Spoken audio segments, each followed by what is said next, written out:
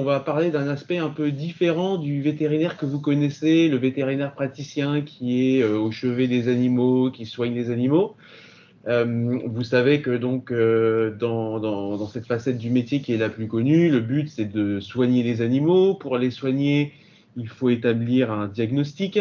Pour établir un diagnostic, il faut examiner les animaux, il faut faire un examen clinique, il faut faire des examens fonctionnels, on va prendre la température, on va prendre la tension, on interroge le propriétaire sur les signes cliniques qu'a présenté l'animal.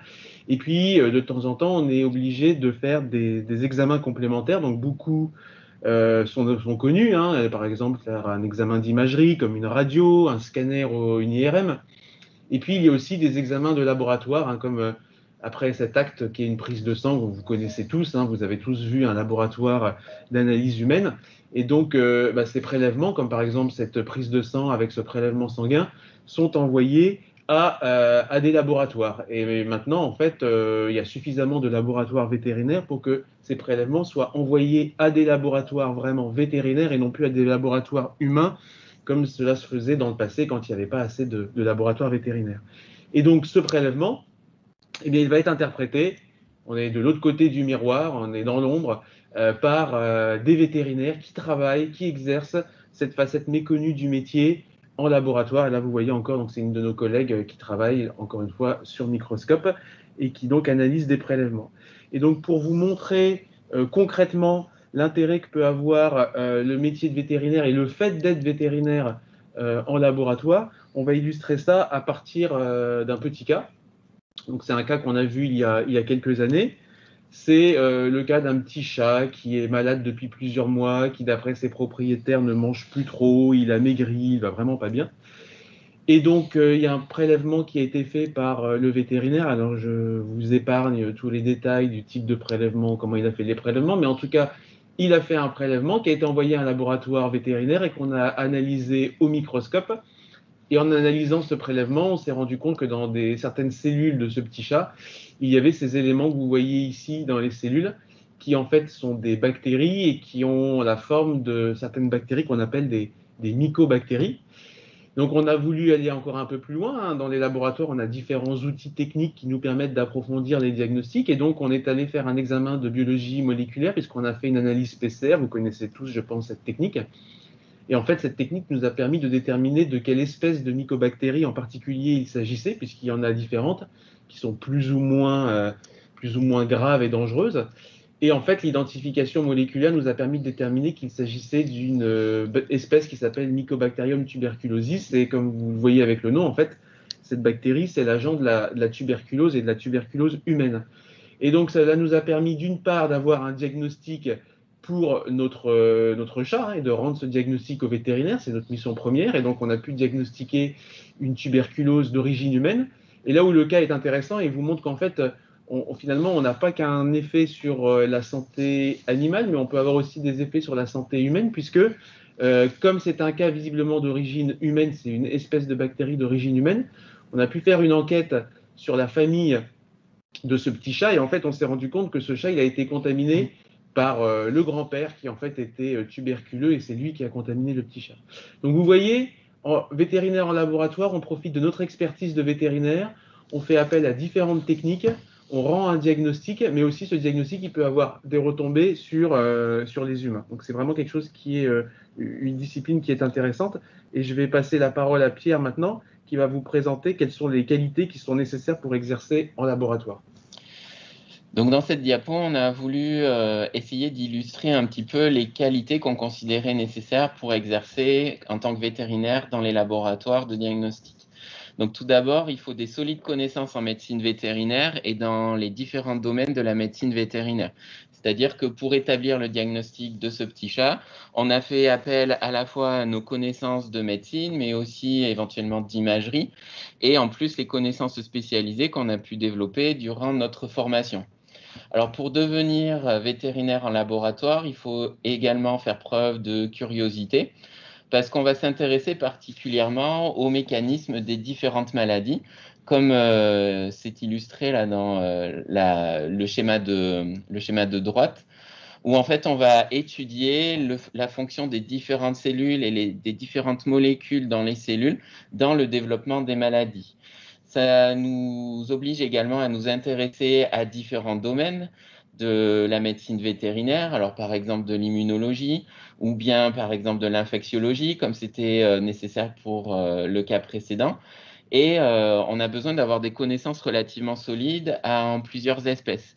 Ça, c'est un petit peu au contraire des vétérinaires praticiens qui, en général, s'orientent vers une pratique soit en carnivore domestique, donc pour les chiens et les chats, soit pour les grands animaux, alors que ce soit les vétérinaires équins ou les vétérinaires pour les bovins ou les petits ruminants, ou bien encore des vétérinaires pour les animaux exotiques. Nous, en fait, il va falloir qu'on soit capable d'avoir des connaissances assez poussées sur la pathologie dans les différentes espèces. Et c'est un aspect intéressant de notre métier puisqu'on va comparer la pathogénie ou le développement de toutes ces maladies dans les différentes espèces.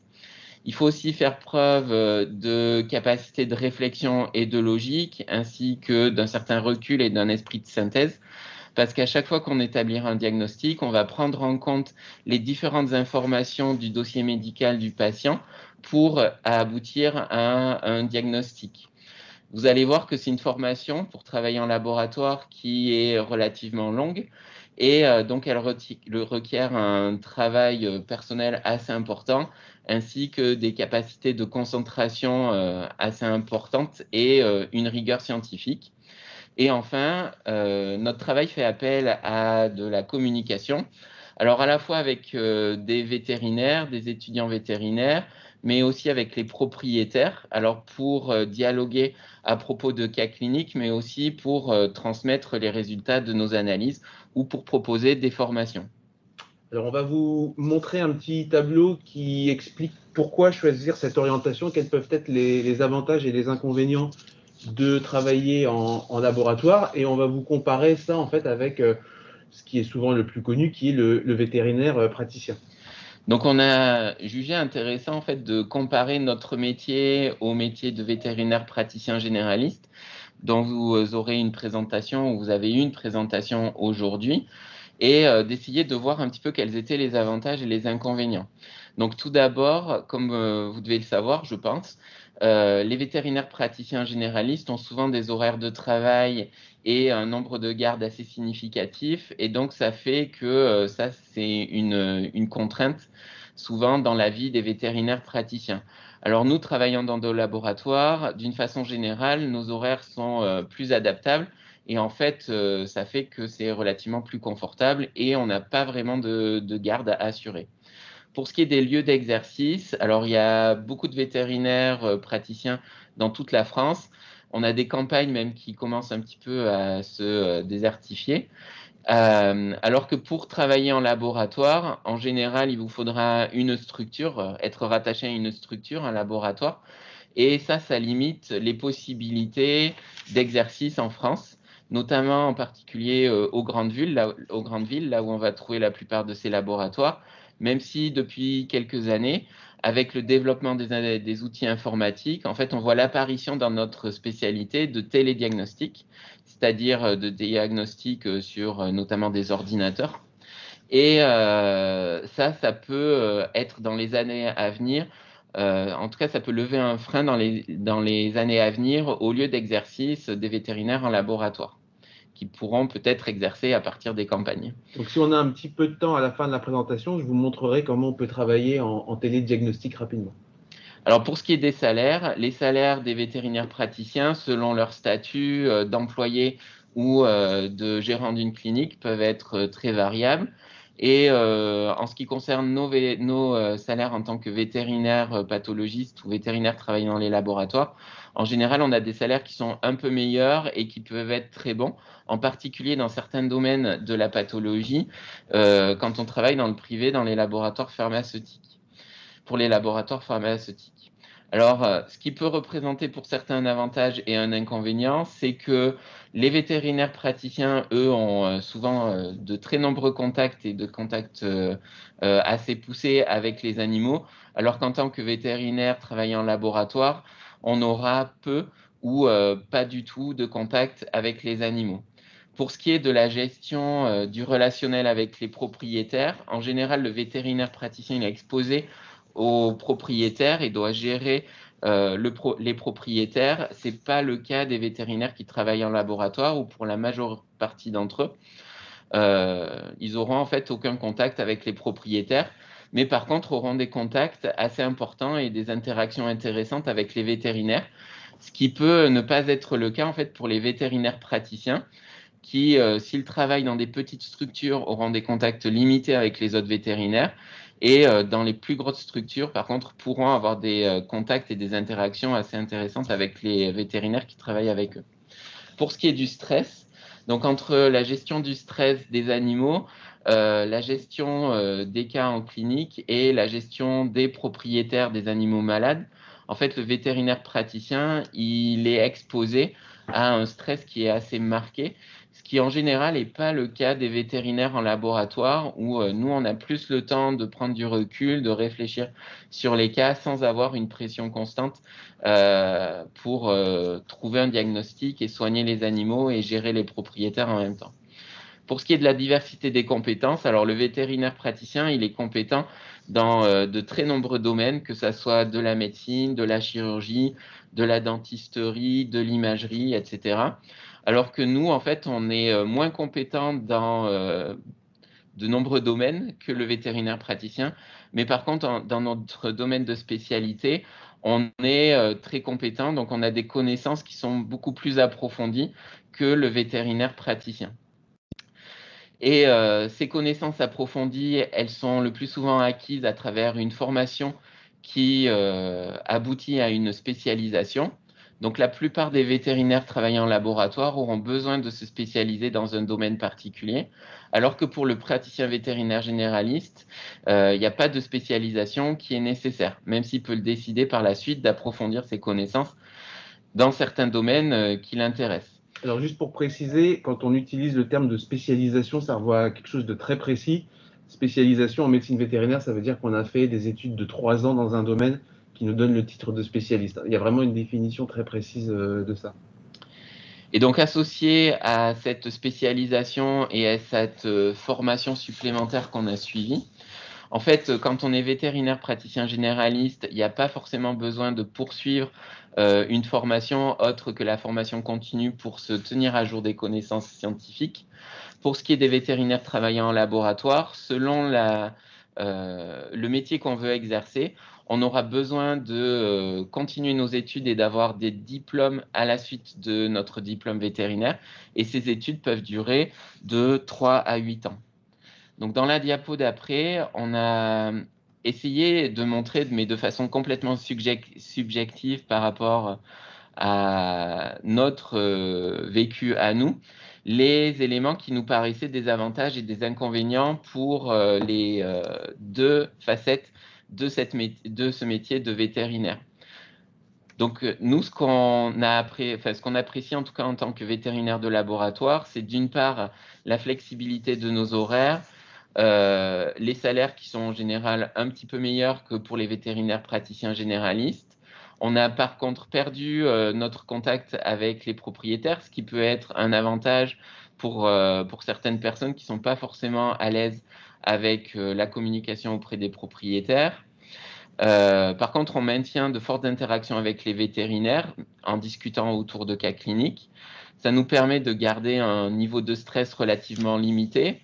Et nous, ce qu'on apprécie, je pense en général, c'est d'être capable d'approfondir nos connaissances dans des domaines très particuliers et vraiment de comprendre ce qui se passe en cas de maladie chez les animaux et pas forcément de traiter ces animaux. Par contre, ça a nécessité des années d'études supplémentaires dont on va vous parler juste ensuite. Donc, pour travailler en laboratoire, déjà, à minima, il faut être vétérinaire, ce qui à l'heure actuelle prend 7 ans, mais peut-être dans les années, qui va prendre dans les années à venir, potentiellement selon les voies, 6 ans pour devenir vétérinaire. Et une fois qu'on est vétérinaire, alors selon le métier qu'on veut exercer en laboratoire, il faudra faire un internat dans une école vétérinaire qui nécessite un an d'études supplémentaires après le diplôme. Et avec cet internat, on peut rentrer dans une formation de spécialiste européen ou américain pour travailler dans les laboratoires. Et cette spécialité demande 3 ans d'études supplémentaires après l'internat. Et ensuite, si on veut exercer dans certains domaines, comme par exemple nous dans l'enseignement, en fait, il a fallu qu'on fasse un Master 2, puisque une fois qu'on est vétérinaire, on a une équivalence de Master 1. Donc, il faut faire la 2e année de Master qui dure 1 an pour pouvoir prétendre à une thèse d'université. Et cette thèse d'université, on va étudier pendant encore 3 ans supplémentaires au moins. Il y a d'autres diplômes qui sont proposés aux vétérinaires dans les domaines de la médecine de laboratoire, comme par exemple des diplômes fournis par les écoles vétérinaires ou bien des certificats d'études spécialisées, comme par exemple en biochimie clinique ou en hématologie. Et enfin, une fois qu'on a notre diplôme, en fait, il faut qu'on continue, comme tous les vétérinaires, à se former tout au long de notre carrière. Alors, d'une part, pour garder nos connaissances à jour par rapport aux évolutions scientifiques, mais aussi pour être toujours au point par rapport aux techniques de laboratoire qui évoluent en permanence. Donc maintenant, je vais vous présenter en fait nos parcours qui vont vous illustrer un peu toutes ces formations. Donc, tous les deux, Pierre et moi, on est, comme on vous l'a dit, docteur vétérinaire. Alors, on a parfois fait en parallèle du cursus qu'on va vous montrer d'autres formations que je vais pas détailler. On a tous les deux donc suivi un diplôme de spécialisation, donc Pierre américain, moi européen, dans nos domaines de la pathologie. Donc, vous vous rappelez, ça nous a demandé 3 ans. On a également fait un master 2 de 1 an et un doctorat d'université de 3 ans qui nous a permis ensuite d'exercer. Alors, il n'est pas forcé d'obtenir ce master et ce doctorat. Nous, on l'a fait puisqu'on voulait se destiner en plus à une carrière d'enseignement. Dans les autres parcours, il peut y avoir, avant le diplôme de spécialiste, un internat dans les écoles de 1 an, mais certains le font directement. En fait, ça dépend des universités, ça dépend des parcours de chacun. Ce qu'on pourrait même rajouter, en fait, c'est qu'il y a des vétérinaires qui exercent pendant 1, 2 ou 3 ans en cabinet et qui décident en fait ensuite de se réorienter vers le vétérinaire de laboratoire. C'est pas illustré ici, mais c'est une possibilité de parcours. En fait, c'est des reconversions professionnelles et ça, c'est également possible. Et donc après, la question, c'est quel débouché on peut avoir de ces formations. Donc, il y a plusieurs en fait, facettes du métier de vétérinaire en laboratoire. Nous, on a retenu essentiellement 5. On ne prétend pas représenter toutes les possibilités, mais les principales, c'est travailler dans les services vétérinaires, travailler en enseignement, travailler en laboratoire de recherche, travailler en laboratoire de diagnostic et travailler dans les laboratoires de l'industrie pharmaceutique. Alors, comment ces domaines sont répartis? Eh bien, il y en a aussi bien dans le secteur public que dans le secteur privé. Par exemple, le diagnostic, comme on vous l'a présenté au début, le diagnostic de laboratoire, alors il est essentiellement représenté par des laboratoires dans le secteur privé, mais il y en a quelques-uns aussi dans le secteur public. L'industrie pharmaceutique, bon, ben ça par définition, c'est uniquement du secteur privé. Et à l'inverse, les services vétérinaires, les laboratoires vétérinaires, c'est du service public à 100%. La recherche, eh bien, ça peut être dans les deux domaines, hein, laboratoire, vétérinaire en laboratoire de recherche, ça peut être à la fois dans du secteur privé, notamment associé à de la recherche et développement dans l'industrie pharmaceutique, mais ça peut être également le secteur public avec les laboratoires du public et notamment les laboratoires de l'enseignement. Et justement, l'enseignement, alors pour l'instant, c'est uniquement du secteur public, mais vous avez peut-être entendu, suivi l'actualité, il y a possiblement une école vétérinaire privée qui ouvrira peut-être un jour, et donc peut-être que l'enseignement sera aussi dans le secteur privé. Donc là, Pierre va vous résumer les caractéristiques sur les parcours possibles. Donc, comme vous avez vu, c'est un parcours qui est quand même assez exigeant et qui prend un certain temps. Donc, il faut savoir que quand vous vous engagez sur ce parcours, ça demande un investissement personnel assez important puisque les études sont longues. Mais par contre, un avantage que Édouard Reyes-Gomez et moi-même avons trouvé, c'est qu'en général, ces études, elles sont passionnantes puisqu'on va aller vraiment dans le détail dans l'étude des maladies. Aussi, à savoir, c'est que même si ces études sont longues, en fait, on est rémunéré lorsqu'on se forme en tant que spécialiste, mais aussi pour une partie du Master 2 et pour le doctorat d'université. Et au final, c'est alors une formation qui est clairement difficile et qui est très compétitive parce qu'on a très peu de centres de formation en France à ces spécialités. Mais par contre, une fois qu'on sort diplômé de ces formations, on a un profil qui est très intéressant, que ce soit pour le public ou pour le privé. Et à ma connaissance, il n'y a pas de vétérinaires qui n'ont pas de travail dans ces domaines et qui n'ont pas le travail même qui les intéresse en fait. Oui, je suis d'accord avec Pierre, je ne connais pas moi de chômage dans cette partie du métier de vétérinaire. Ce qu'on peut rajouter aussi, c'est que s'il n'y a pas beaucoup de centres de formation de vétérinaires en France pour ces spécialités de laboratoire, il y a toujours aussi possibilité d'aller se former à l'étranger. Alors maintenant, on va aborder les différentes facettes du métier de vétérinaire en laboratoire et on va commencer par le laboratoire de diagnostic. Et je voulais juste vous resituer un peu la position des vétérinaires pathologistes. Donc c'est la spécialité que nous faisons Pierre et moi en France. Alors, chez l'homme, par exemple, ce qu'il faut savoir, c'est que donc on a à peu près 66 millions d'habitants en France, il y a environ 230 000 médecins, et 1600 de ces médecins sont pathologistes, ce qui représente, vous voyez, 0,6%, et ils sont répartis dans environ 400 laboratoires en France, ce qui vous fait un ratio d'environ un pathologiste pour 41 000 habitants, ce ratio étant 2 fois moins élevé aux États-Unis, puisqu'il y a beaucoup plus de pathologistes. Et donc, si on compare avec la médecine vétérinaire, vous allez voir qu'on ne joue pas du tout dans la même cour. Donc, on a environ 20 millions de chiens et de chats en France. Alors, je parle de chiens et de chats parce que ce sont ceux qui sont le plus médicalisés. Il y a 15 000 vétos canins en France et il y a seulement une cinquantaine de pathologistes, ce qui fait 0,3% des vétérinaires. Et ça réparti dans beaucoup moins de laboratoires, puisqu'eux on dénombre à peu près une vingtaine de laboratoires de diagnostic en France. Ce qui fait au final que les pathologistes vétérinaires ont potentiellement la responsabilité de beaucoup de plus d'animaux, puisqu'il y a un ratio de 1 pathologiste pour 400 000 animaux. Donc ça vous remet un petit peu au point la répartition démographique des pathologistes en France. Alors, pour ce qui est du vétérinaire maintenant, donc, on va reprendre l'aspect diagnostic de laboratoire. Je repasse la parole à Pierre qui va développer ça. Alors, les vétérinaires en laboratoire de diagnostic, ça va correspondre, peut-être que vous connaissez, aux médecins en laboratoire d'analyse médicale quand vous faites une prise de sang qui va être analysée dans un laboratoire. On est, ou en tout cas, il y a environ une soixantaine de vétérinaires qui travaillent dans les laboratoires de diagnostic en France. Et leur mission principale, ça va être un appui aux vétérinaires praticiens pour les aider à établir un diagnostic pour que les vétérinaires praticiens puissent traiter les animaux de la façon la plus appropriée.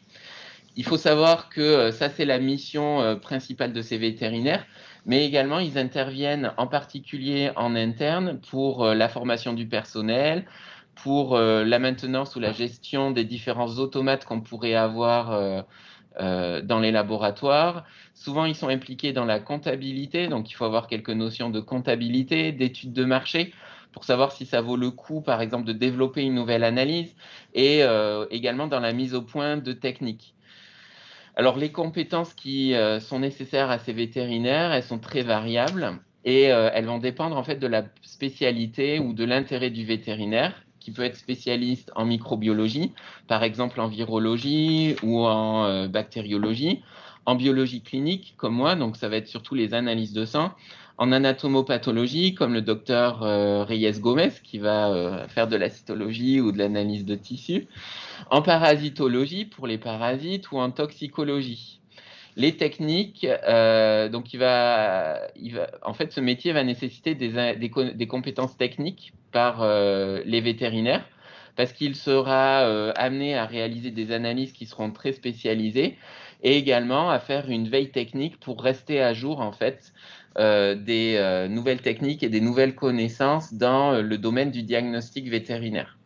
Et donc, il faut aussi ensuite qu'il ait des compétences en gestion de personnel, en communication, alors auprès du personnel, mais aussi auprès des vétérinaires praticiens et éventuellement des propriétaires dans certains cas, et être capable de fournir une formation, en particulier pour les vétérinaires praticiens ou pour son personnel, pour le former par exemple à de nouvelles techniques.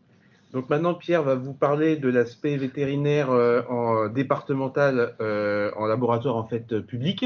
Donc ça, clairement, c'est une partie qu'on connaît moins puisque ce n'est pas notre quotidien, mais néanmoins, on va vous donner quelques informations sur cette facette du métier.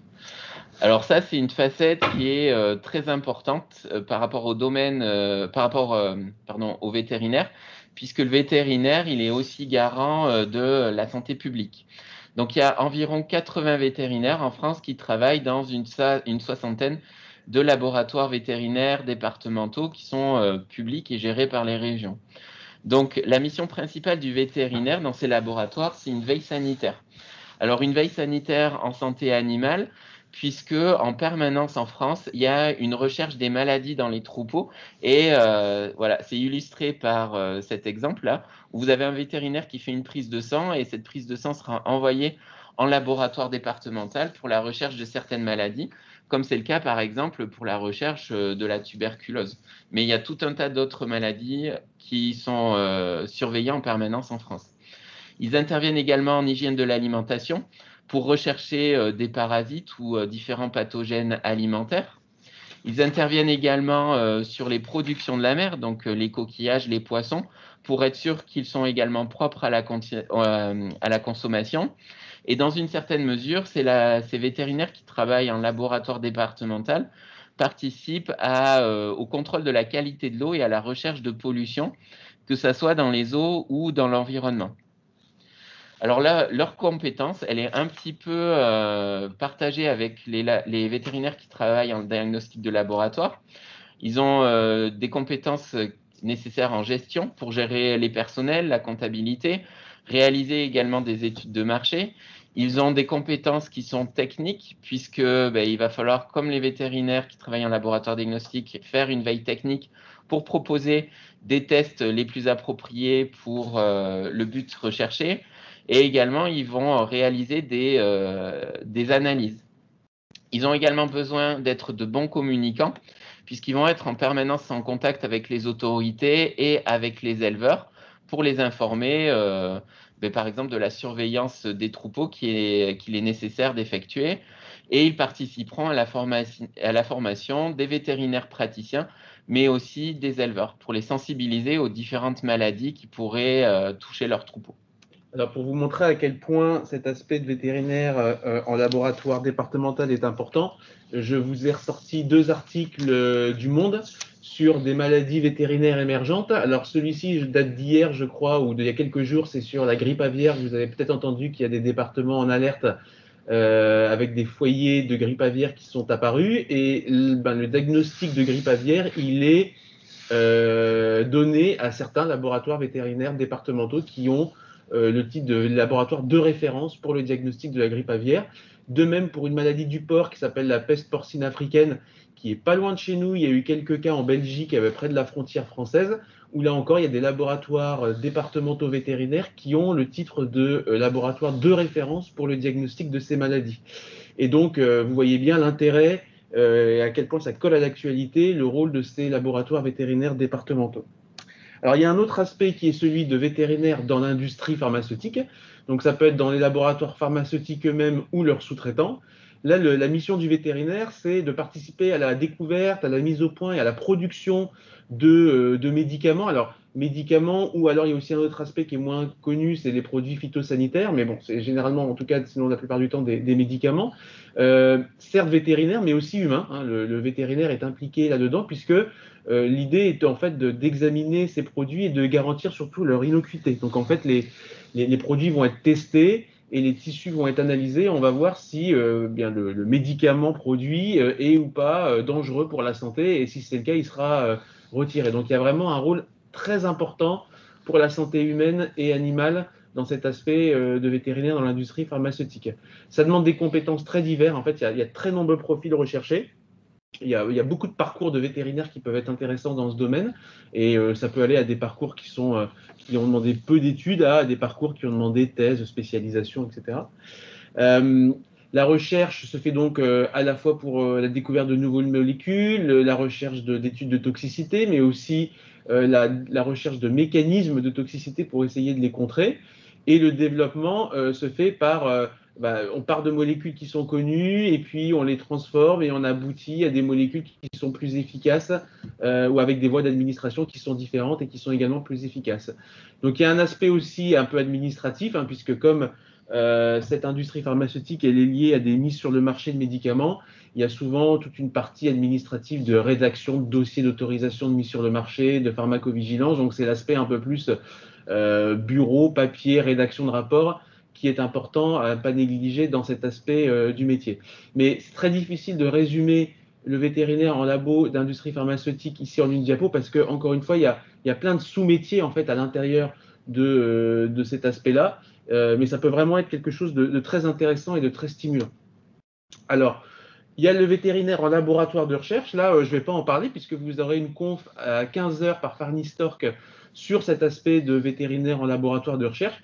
Juste un petit mot pour vous dire que y a un vétérinaire qui s'appelle Peter Doherty qui a eu un prix Nobel, donc qui est un chercheur et qui a eu un prix Nobel de physiologie médecine en 96 pour la découverte du complexe majeur d'histocompatibilité. Donc vous voyez que la carrière de vétérinaire en laboratoire de recherche, ça peut parfois conduire très loin. Et donc, on va finir, Pierre va vous parler très rapidement du vétérinaire enseignant qui, du coup, a une activité parallèle en laboratoire. Donc, en fait, ça, c'est notre métier à Édouard Reyes-Gomez et à moi-même, tout simplement parce qu'on est enseignant en école vétérinaire. Alors, on trouve des vétérinaires enseignants en école vétérinaire, mais aussi dans d'autres organismes publics, comme par exemple l'INRAE ou l'INSERM. Et nos missions principales, ce sont des missions d'enseignement, bien entendu, mais aussi des missions de recherche. Donc, vous voyez que c'est un profil qui est un petit peu mixte par rapport à tout ce qu'on a présenté. Et on a une troisième mission qui est de rendre des services à l'établissement. Les compétences que ça va demander, ça va recouper un petit peu les métiers qu'on a vus auparavant. Donc, on va nous demander des compétences pédagogiques, d'une part pour former les futurs vétérinaires, c'est ce qu'on appelle la formation initiale, mais aussi pour continuer à former les vétérinaires une fois qu'ils seront diplômés en formation continue. Il faut aussi qu'on soit compétent en recherche, donc ça fait référence au profil précédent. Et également, il faut qu'on ait des compétences diagnostiques puisqu'on travaille en fait dans le laboratoire de diagnostic de l'école vétérinaire. Et enfin, pour les services à l'établissement, ces services à l'établissement vont se rendre de façon vraiment diverse. Et notamment, on est souvent impliqué dans la gestion, alors de la gestion des personnels, dans la comptabilité, dans les études de marché. Donc ça recoupe un petit peu les profils qu'on a vus précédemment. Donc, je vais laisser la parole ensuite à Édouard Reyes-Gomez pour vous présenter une petite conclusion. Voilà, donc en conclusion, c'est un petit panorama, hein. Je pense qu'on n'a vraiment pas tout présenté parce que c'était difficile en une demi-heure, mais ce que je peux dire, c'est que de notre expérience, il faut bien le dire, hein, c'est vétérinaire en laboratoire, c'est quand même rarement un premier choix de carrière pour les étudiants. Je pense que Pierre et moi, quand on est rentré en école vétérinaire, on ne s'imaginait pas qu'on finirait en laboratoire, on pensait qu'on serait des praticiens. Et en fait, ce qu'on constate, c'est qu'il y a souvent des réorientations qui sont vraiment fréquentes. Alors, soit au cours du cursus, soit, comme je vous l'ai dit tout à l'heure, des vétérinaires qui se mettent à exercer en pratique pendant 1, 2, 3, 4, 5 ans ou plus et qui décident en fait de se réorienter en laboratoire pour des raisons qu'on a pu voir tout à l'heure. Hein. Ça peut être plus confortable pour l'organisation, le salaire, etc. Ce qu'il faut en tout cas, c'est que travailler en laboratoire, ce soit vraiment associé à une réelle motivation et pas que ce soit un choix de carrière par défaut parce que la clinique ne vous plaît pas. Il y a vraiment de nombreuses possibilités, comme vous l'avez vu, des domaines très différents, des parcours très différents. Il y a des possibilités, encore une fois, de se réorienter, de passer par exemple du diagnostic à la recherche ou à l'industrie pharmaceutique ou inversement. On a vraiment vu des parcours très flexibles. Et puis globalement, quand même, un vétérinaire en laboratoire, c'est un bon confort de vie. Et il y a quelques cas aussi où on voit des retours à la clinique, et donc on voit des vétérinaires qui ont travaillé en laboratoire et qui reviennent à la clinique parce que ça leur manque, voire, mais ça c'est très rare, mais ça arrive, des vétérinaires qui arrivent à combiner les deux, le travail en clinique et le travail en laboratoire parce qu'ils aiment vraiment les deux et qu'ils ne veulent pas se séparer du contact avec les propriétaires ou les animaux. Voilà, donc on a fini. On vous remercie pour votre attention. Peut-être qu'on vous reverra si un jour vous venez dans les écoles vétérinaires et notamment à Alfort. Au revoir. Au revoir.